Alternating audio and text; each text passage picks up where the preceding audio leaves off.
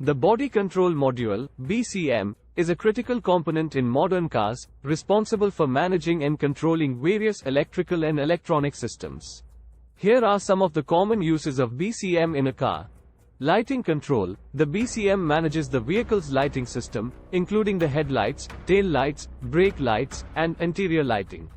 It controls the on-off function, brightness, and automatic features like turning off the lights when the car is turned off. Power windows and doors. The BCM controls the power windows and doors, including the automatic function, locking, unlocking, and one-touch up-down features. Climate control. The BCM manages the climate control system, including the temperature, fan speed, and air conditioning system. Audio system. The BCM controls the audio system, including the radio, speakers, and amplifier. Anti-theft system. The BCM manages the anti-theft system, including the immobilizer, keyless entry, and alarm system. Airbag system. The BCM monitors and controls the airbag system, including the deployment of airbags in the event of an accident.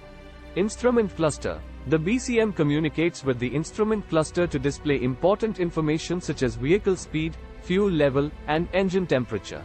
Overall, the BCM is responsible for managing and coordinating various systems in a car to ensure smooth and safe operation.